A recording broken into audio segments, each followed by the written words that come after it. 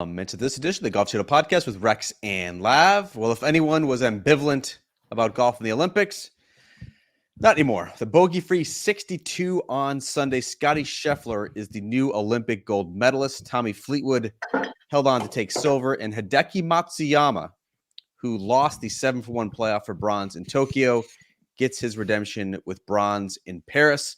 There were hero moments. There were stunning miscues. There was Scottie Scheffler crying atop the podium while they played the national anthem. Rex, after about 10 hours of live television today between the broadcasts and then a supersized Golf Central, are you still buzzing from that riveting finale, or have you already moved on to the women's competition? No, I'm still buzzing because it was amazing. One of the hits I did in the late show, it was kind of a collection of sound from different players that I got throughout the course of the day, kind of talking about the experience. And I went back to the idea of 8 years ago when golf went back in the Olympics in Rio.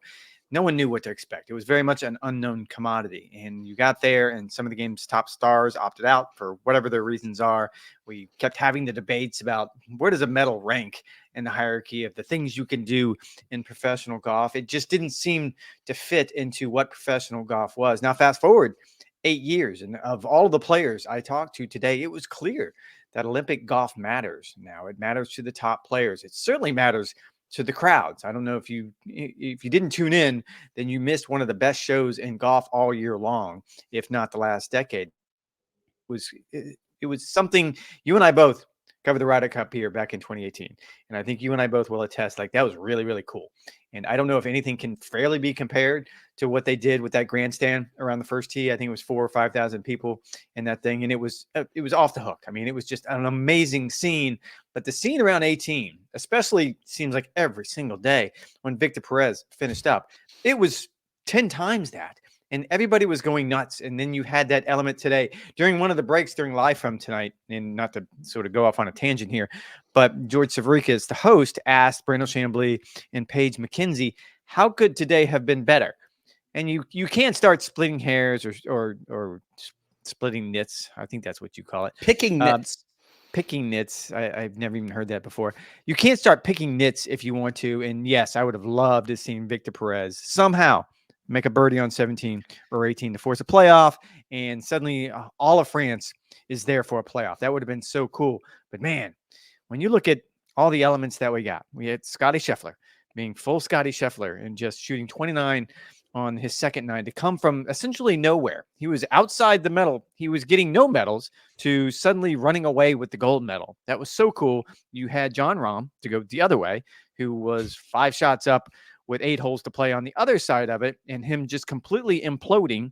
And we can touch on him later. And then everything else in between. Even Hideki Matsuyama, which from my perspective makes my job a little bit harder than it probably needs to be, because there is the language barrier, and you try to crack the egg, and you try to get the emotions, and you try to get an understanding of what this means to him. And it's really, really difficult for both of us. If I cared, to be fair, I would learn Japanese. So let's be clear about that.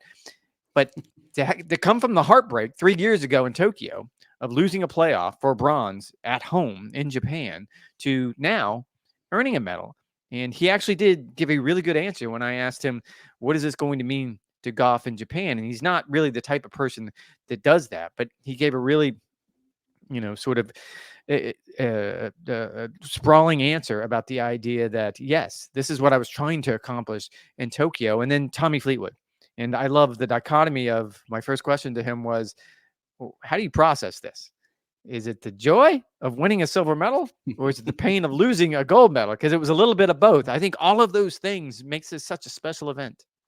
I mean, you'd really have to pick nits to find any sort of flaw in what happened, or even the outcome. Like even the outcome felt oddly satisfying, where a Scottie Scheffler, who is the number 1 player in the world, this is essentially like a Simone Biles or a Kay Ledecky or a Leon Marchand winning the gold medal, like the best in their sport prevailing on the biggest stage in sports. Like, that's very satisfying. Tommy Fleetwood has been as good as anyone in the biggest events, not yet winning one of those. I think it was somewhat fitting that he gets the silver medal as well. And then Hideki Matsuyama, who is probably, Rex, on sort of that borderline for the Hall of Fame at this point. 9-time PGA Tour winner, has won a Masters, has been a generationally great player, the first male player from Japan to win a men's major championship. That's all great. And obviously getting the redemption with the bronze. I think this Sunday and this tournament worked for 3 reasons. One is this tournament really reminded me of the Players' Championship, where you have like a top-heavy field that is competing, and it seems like the cream always sort of rises to the top. You have a golf course in Le Golf National very similar to TPC Sawgrass, and that there seem to be like doubles all over the place, and the potential for having that on the back nine is certainly immense. I think some of the architecture geeks may hate this golf course because it sort of forces players into very similar shots and decision making. It's not like some players are hitting driver, other players are hitting 3-iron and 4-iron. They're basically all playing from similar spots in the fairways and into the greens. But I do think it's undoubtedly a compelling venue for tournament play. But I think one of the biggest reasons, Rex, why this worked is there's a benefit to having more at stake than just the winner or the gold medal or the top position. I think there's something to be said for having this podium finish where there's more compelling subplots than just the very tippy top of the leaderboard. It actually made me wonder if this is something that professional golf should try to mimic. Because when you look at what the new future of the PGA Tour is going to look like and the future landscape, there's been a lot of talk of comparing this top level golf to Formula One, right? Where every sort of event is a happening and it brings in 50,000 fans and it's a great party and maybe the competition is a little bit of an afterthought. That's what Formula One does, where you don't just have the winner, but you have the podium as well. I think it makes it so much more interesting when you're fighting it out for third, and maybe fourth place doesn't matter as much when you're just sort of vacuuming up points. It's a good point, and I think that is what makes this event so compelling because you have the content times 3. Essentially, is what you're talking about. So we're not talking only about a winner and a loser anymore. Now all of a sudden there's compelling arguments, and at one point I think I did the math. There were 13 guys within 3 shots of bronze medal. And suddenly all of these scenarios are cropping up. And to your point, I think the golf course was interesting to me because it did give up some scores. And I'll give Kerry Haig, who the PGA of America setup man who set this golf course up, I'll give him credit. He allowed the players to go out and to shoot some scores. And we saw 2 62s for the week and a couple 63s. And he didn't hold them back. He wasn't trying to turn this into a U.S. Open or major championship test. That being said, you had to play those last 3 holes. And as we've seen, it was really, really difficult to make any kind of move over those last 3 holes. Victor Perez tried everything in his book to pull something off. I guess the problem I would say to counter, and I tend to agree, like the reason this is special is because the fixation goes 3 deep instead of just that top spot. But it's because it's once every 4 years. And I think that's what makes it special. I think if the you novelty did this every week, I don't know. I don't know if it would resonate the same. Yeah, the novelty probably wears off. I think more to the point, it's really hard to finish in the top 3 of a PGA Tour event, and yet we sort of become numb to that, or it sort of doesn't matter because it's just the champion and he wins $3.6 million for winning a signature event, and everyone else is sort of forgotten. I think it's a nice little wrinkle. I think you're right, where if this happens 15 to 20 times a year, maybe some of the luster wears off. It hasn't worn off in Formula One. That sport's popularity continues to grow. I do think there's something to the concept where there's more to the week than just the winner.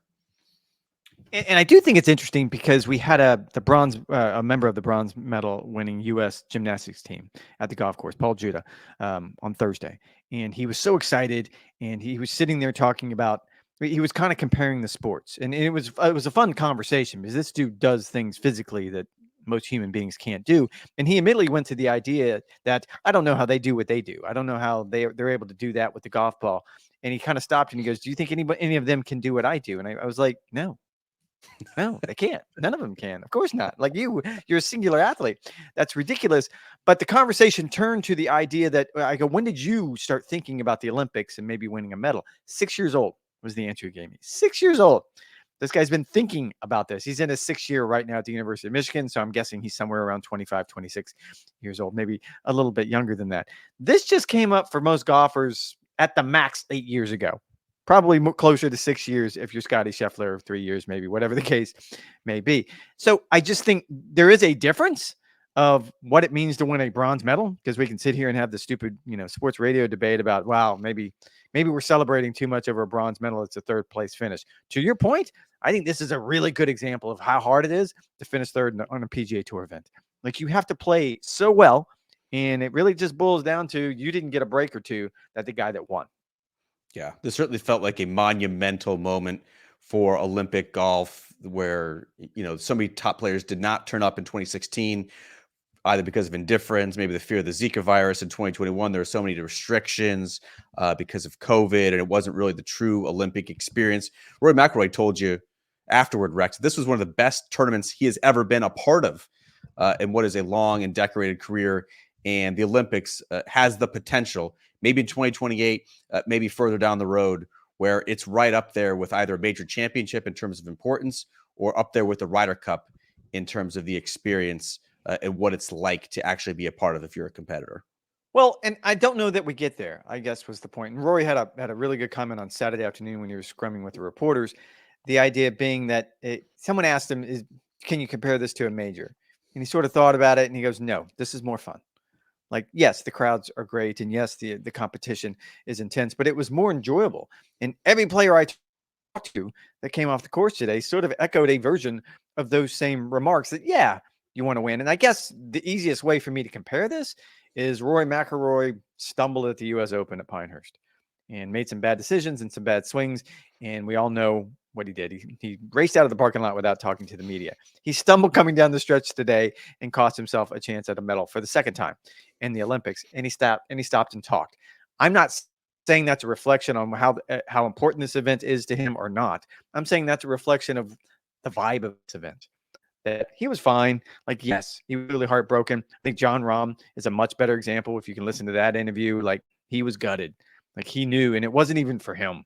He was, I let my country down. All of the things that you hear from the other athletes, you were hearing from Jon Rahm. It was more enjoyable. It's just as intense. And I think you're right. It's going to mean as much as a major someday in golf. I don't know if it's going to be 2028 or beyond, but it is such a different vibe. I think the vibe has to do with, maybe it's still new. Maybe they're still kind of grappling with the import of this. I think it's also that these athletes are basically reflections or spokespersons for their individual countries. And there is not just an obligation, but sort of a necessity to be front facing and to represent them in the best way possible. I bet you in 4 days you had 0 players who declined interview requests. Is that right? Like, if you wanted to talk to Jon Rahm after his third round, he wasn't blowing you off. If you wanted to get an athlete, could you get him? I want to tiptoe around this one a little bit. I'm glad you brought it up. Actually, if I wanted to talk to Jon Rahm, I talked to Jon Rahm, or he was fine. Come and give me Andrew. I think I talked to Rory McIlroy all 4 days. I think I talked to Scottie Scheffler all 4 days. The one athlete that refused multiple interview requests throughout the week was CT Pan. Don't know why. Including with the Golf Channel and NBC Sports and others. I don't know why, and I think it's a growing trend with him for some reason. Again, have no idea why. I wanted to try to interview him at the Canadian Open last month. Over, if you remember, his caddy Fluff Cowan went down in the final round, and it was like a weird deal where he had like 4 different caddies, and we wanted to try to talk to him, me and a group of reporters, and he said no. It was weird. Oh, I'm sure CT has a very good reason. Otherwise, you asked, I answered. That would I was just being honest. Would be quite a head scratcher. Before we get into, Rex, some of the collapses that made this Sunday such compelling television. Obviously, we have to talk about the gold medalist first and foremost, Scottie Scheffler. I think most reasonable people thought he still had a shot at the podium. I don't think anyone would have anticipated he could have leapfrogged all of those great players and snatched the gold. 6 shots back with Scottie Scheffler heading into the back nine, ends up winning without a playoff after his back nine 29. I talked about the Players' Championship and how this tournament, how this golf course sort of reminds me of that.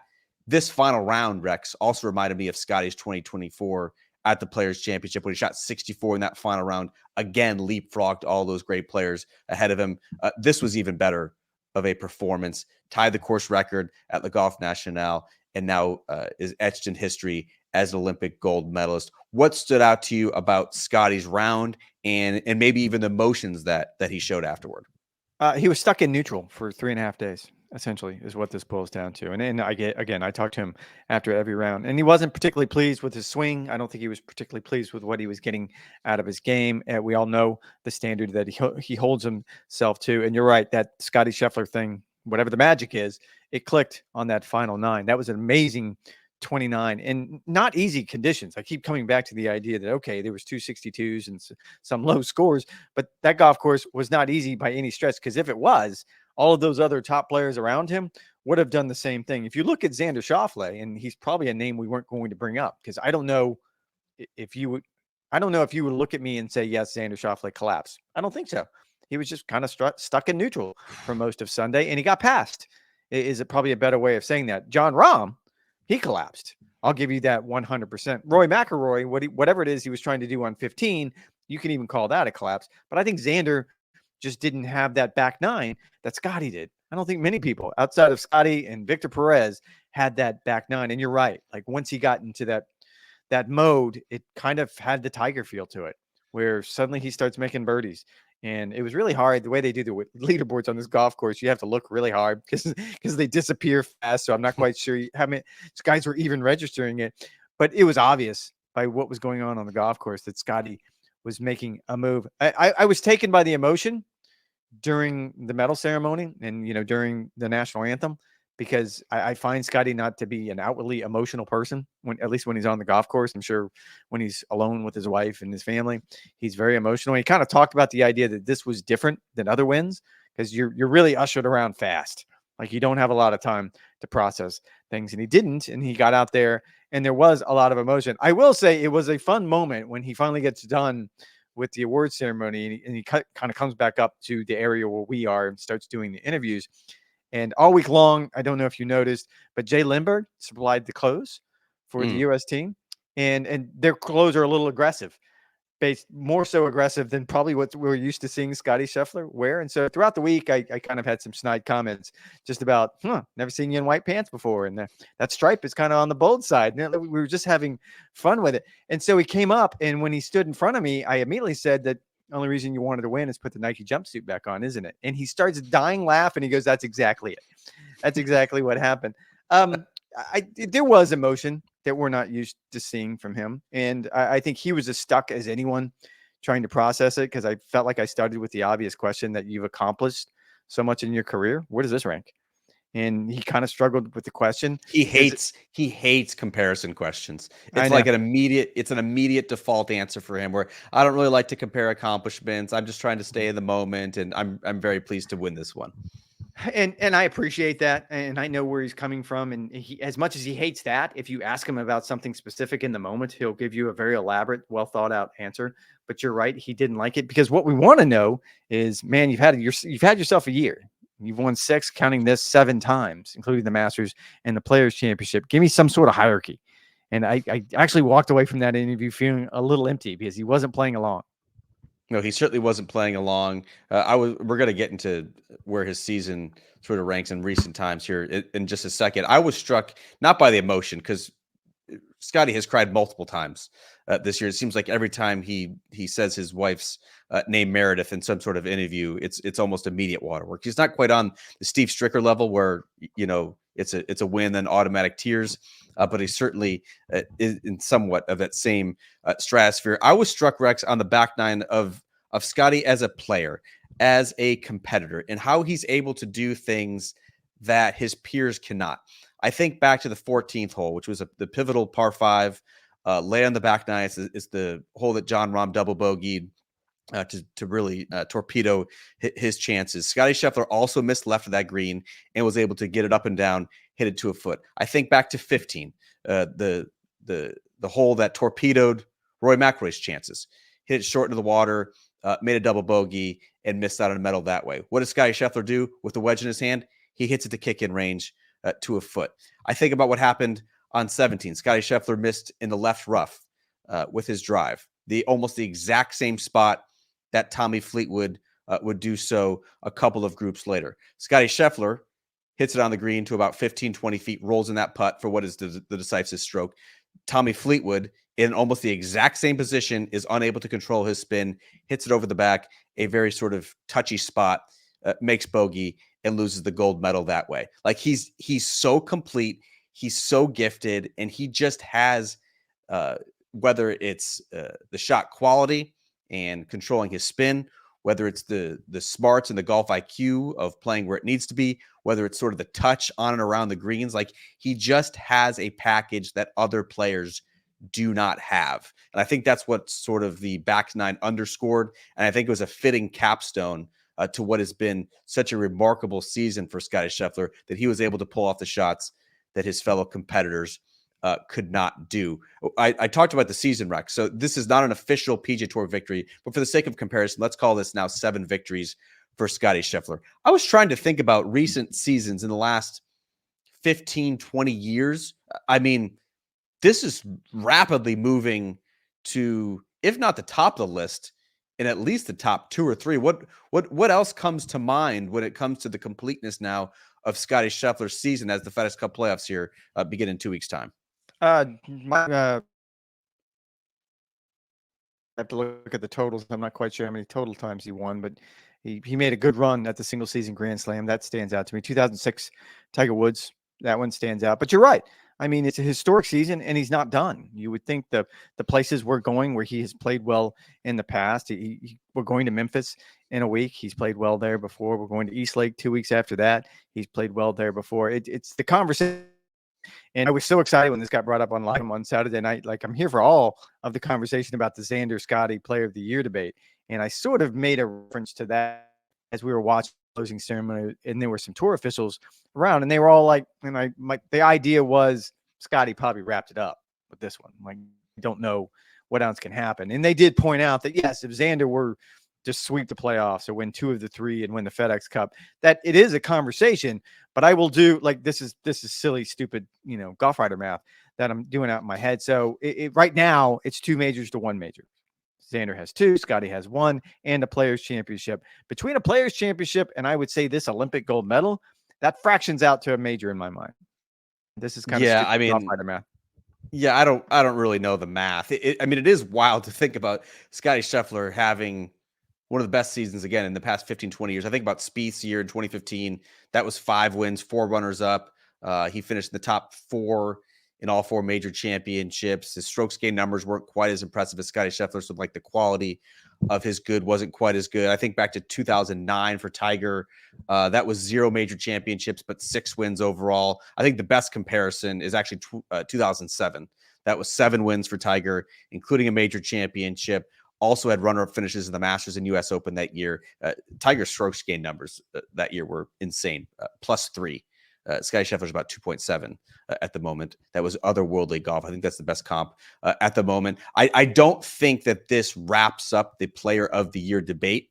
I do think that PGA Tour players in particular hold their season-long FedEx Cup title with such importance and place such a value and a premium on that if Xander Schauffele were to say win the BMW Championship as well as the Tour Championship, I do think he will get a significant part of a significant portion of the vote, if not the majority. But I think it's going to take that. I think it's going to take 2 of 3 playoff titles, including the FedEx Cup, to do so. Of course, Xander Schauffele has played East Lake, which is the home of the Tour Championship, better than any player over the past 5 years. So you do have to like his chances to do so. I also think, Rex, that the format at the Tour Championship actually works against Xander Schauffele in this scenario, where Scottie has had by far and away the best PGA Tour season, and yet he begins with just a 2-shot lead, which does not feel right in determining a FedEx Cup champion when the disparity has been so great. But that is the system in which is in place. Let's talk quickly, Rex, about the collapse. We talked about Jon Rahm. He was up by 4 shots with 8 holes to play. Ends up missing a playoff, not 1, but by 2 shots for the bronze medal. He said this hurts more than he was anticipating. We saw some double crosses. We saw some missed putts. We saw that ugly double bogey on 14. He's one player. Rory McIlroy in position for the bronze medal. Hits it in the water with a wedge on 15. Misses spot by a few yards. Ends up missing out on the bronze. Xander Schauffele, we touched on him earlier in the podcast, in a position to defend his gold medal. Shoots 73. That was the worst score of anyone inside the top 35. Which of those 3 was the most surprising to you? Oh, Jon Rahm. Without a shadow of a doubt. Based not only on what he's done the last few weeks, he played well at Troon, won last week at the Live event in England, and felt like he had sort of found that form that he'd been missing so far this season. But look what he did on the opening 9. He was dominant, pulling away from the field to build that 4-shot lead. And you're right, it's the double cross that sort of surprised me, because what you get used to seeing Jon Rahm when he's playing really well, which is what he's been doing the last couple of weeks, is just holding on and hitting that cut bullet just as hard as he possibly can, knowing it's always going to fall to the right. And when it goes to the left, it's so shocking. And it feels like he's hitting it off the planet. Like it doesn't look right coming off the club face, and it must feel so wildly uncomfortable with him. I'm going to go with Rahm. And I was talking with someone who knows John, who has spoke with John really the last couple of weeks. And this person pointed something out to me last night that I hadn't really thought through. But Sunday was probably going to be the biggest round of Jon Rahm's year. And by that, he means, and look, we have done this on this podcast, so it doesn't take too much of a stretch to think that other people have done it as well. We were always going to base Jon Rahm's season on what he did in the major championships. We're going to mention what he does in the live events, and certainly winning last week was a step in the right direction. But we were always going to base the major championships because of when he left to go to live golf late last year. Everyone, including us, was curious to see, is that golf good for him? Is he going to be able to transition that type of golf into the intensity that we see at major championships that make him such a formidable player? And what we saw through the first 3 events, now he was injured at one and missed the cut at the other, but he was a non-factor at all 3, is the fairest way of saying it. And then at Royal Troon, he top 10, but I think we can both agree that was a backdoor top 10. Johnny himself said this week he never really had a chance to win. And so coming into this event, this was going to be essentially the event that was going to define his year, fair or not. And this isn't, please don't at me. I don't want to do this with the live golf bots. Like, just leave me alone. Now, I'm just pointing out the obvious here, that this was going to be the last time, at least at a big mainstream event, that the public was going to have their gaze on him.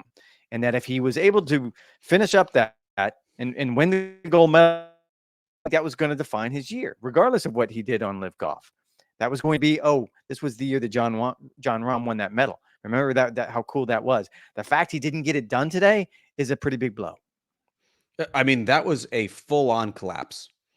To go from 4 shots ahead with 8 holes to play to then miss bronze by 2 shots after a back 9 32. It was absolutely stunning. Brandel Chambly said it's right up there with Rory's miscues over the final hour at Pinehurst in terms of the biggest collapses, or in his words, choke of the year. What do you extrapolate this to mean, Rex? Is Jon Rahm now a reduced player? Do we now have a large enough sample size over the 7 and 8 months of 2024 after his move to live golf to say that this was a poor move for Jon Rahm, that he's not the same player that he was, the Jon Rahm who looked like he was going to be battling Scottie Scheffler for major titles and the biggest titles in the game? Is there now something missing in Jon Rahm after this move? Has this sort of sabotaged his career in a way that's only going to harm him, not just currently, but even moving forward? I think there's something missing in his game. I don't think that's unfair to say, just based on what he did at the major championships this year. And again, I'm including Royal Troon, and certainly based on what he did today. Again, we're used to seeing him being a bit machine-like, a bit Scottie Scheffler-like when he gets in this like this, and he wasn't like that at all. I'm not willing to make the jump and saying that, okay, something's missing because he's on live golf. And it's easy to make that extrapolation. I understand where everyone's coming from, that maybe 54-hole golf and shorts and loud music really isn't his thing. I understand that. I make the argument time and time again that if you're a top player when you left the PGA Tour, more times than not, you're still going to be a top player when you get to live golf. Bryson DeChambeau has proven that. Brooks Koepka has proven that. I don't think that's up for debate anymore. I think the bigger issue right now is Jon Rahm's game simply isn't there. And so then you have to drill down on exactly why that is. I don't know. It might be live golf. I simply don't know. Yeah, I don't know either. I think you could read some of the signs that Jon Rahm has suggested, sort of this push to get live golf to go from 54 to 72 holes, as him saying he's sort of unhappy with the current format. The move where now he wants to have a links golf course ahead of the Open Championship, so the live players are better suited for that. It seems like Jon Rahm is sort of trying to push live, which is, it's entertaining and it's fun, and it may be a little bit more lighthearted than the week in and week out PGA Tour, but they're still trying to take themselves quite seriously as well. I think you can see that he's trying to move that into a more traditional manner. And I think you can see with some of the out-course outbursts he's had at the drones or the fans that it doesn't always sit well with him. But as I said on the podcast following the Open Championship, I think Jon Rahm just picked a bad time to have a down year for him. In no way is he a worse player now. Is his game in worse shape right now? Yes, I think that's indisputable. Keep in mind that Jon Rahm won the 2023 Masters. He did not win again for the remainder of 2023 and was still out of sorts to begin 2024. He's had the two-way miss going with the driver. He's had the double cross. He thought that he'd sort of solved that, and I think his results indicated that he had made some steps in the right direction after that driver's shaft change following the PGA Championship, having a top 10 in a major championship, winning his first live event, and then now being in a great position to win the gold medal. I think it's a bummer that Jon Rahm is not the player that we saw that he was with his game a year or two ago. But I'm not going to go so far as to say that live golf has ruined Jon Rahm. He'll never be the same. I still view him as a generationally great player, has the potential to go down as the best European player. But this was certainly shocking to see an alpha like Jon Rahm perform the way that he did down the stretch as he did on Sunday in Paris. And look, I think, we can have a similar conversation about Rory. I asked him specifically 15, was it situational? Did he realize where he was on the leaderboard? And he said he just didn't catch the wind right. He didn't elevate the shot the way he wanted to and got it up, I don't know, another 10 feet in the air. It feels like he would have carried and he'd have had opportunity. Instead, he turns this into something bad. Clearly, it's not a good sign for Rory. And I think that's something that he's to the season. And you can tell you it's based on body language. I don't think anybody wants the season to be over more than McIlroy. I think he's playing golf. He's going to, run out and has to do with the FedEx Cup playoffs and then to finish up on the DP World Tour. But he's very happy. It's not a Ryder Cup year, and he's probably just looking forward to next year at this point. Xander is a little bit more interesting. I don't feel like he was wildly confident with his game coming in here for some reason, which is odd considering he's coming off a victory at Royal Troon, but he never seemed to have sort of that confidence that we saw out of him at Valhalla and then again at the Open Championship. And so that one doesn't concern me near as much. No, I think that feels like sort of a one-off. He'd sort of slightly gotten off. He mentioned he sort of reverted to some of his old swing tendencies. He's going to have his swing coach, Chris Como, on the horn here shortly to make sure his game is in fine fettle for the FedEx Cup playoffs, which again begin in 2 weeks' time. Quick shout-outs to Tommy Fleetwood with the silver medal. I think he'll take a lot of confidence, Rex, from that final round 66. The way that he putted on the final day, that has sort of been missing in his career, the reason why he's sort of been outplayed by so many players in the game's biggest events. No one was going to track down Scottie with that flawless 62 that he shot on Sunday. But I do think Tommy Fleetwood, I think it's more clear than ever that he is better positioned for a big title as Sunday showed. Hideki was a factor all week long, 24 birdies tied for the most in the field. Victor Perez back 929 to finish fourth. I thought that was really cool to see. And I loved seeing, Rex, the emotion from Tom Kim, trying desperately to win a medal. He says it wasn't necessarily because he was trying to avoid the mandatory military sentence, which he would service that he has to have for South Korea before he turns the age of 35. But you could see sort of that, how much that weighed on him, as well as sort of the hard work that he's put in over the past couple months. What were your, as we look ahead to the women, and I know we'll have a preview podcast on Tuesday afternoon with the women now starting on Wednesday in Paris, what will be your sort of defining memories from the men's competition from the week that was? Well, you have to start with the crowds. And again, you pointed out that in Rio, it was a little bit different. It was noon. You didn't know Brazil's not a golfing nation. So you didn't really get the reaction that you would have expected with golf going back in the Olympics. Then with COVID in Tokyo, you didn't have any crowds at all. This was special. This was 30,000 people a day. It was sold out. It was just this amazing, amazing scene that, again, 18 is the only thing you can compare it to. And I think everybody I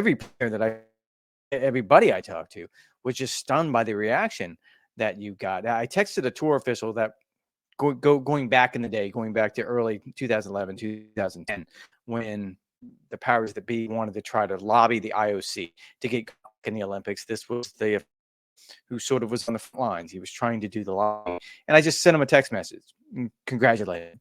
and said, you should take your victory lap now and enjoy your flowers because this is special. And he sent me back a long text message explaining that this is exactly what they promised the IOC back in 2011, that they promised them that the top players would buy into it. They promised them that the competition would be compelling, and they promised them that the fans would come out in droves. And we got all three things. Yeah, I still think there's potential for maybe a mixed team event, which is on the table for the IOC to consider for 2028. I do think there's probably something lacking. I wasn't going to do this, but just to, I need to clean this up from the podcast the other day. Just to be clear, we wanted to double down for whatever reason and say that if there is a mixed team event with the men and the women starting in 2028, that there had to be a day off in between for them to practice together, which meant it wouldn't start till Tuesday, and then they would play Tuesday and Wednesday. That will absolutely not happen. If there is a mixed team event, it will be Monday and Tuesday after the men. There will not be a day built in. So the men and the women will play an alternate shot format, having not practiced together that week. That's what you're saying? I mean, if the women come in the week before, a lot of women did this event. Like if you go back to last Sunday, there was probably more women on the golf course than there were men. This tournament, yes, in theory, you could practice. You're not going to add 3 days to the event for them, because I can tell you right now, adding 2 days is probably going to be a non-starter for most of them.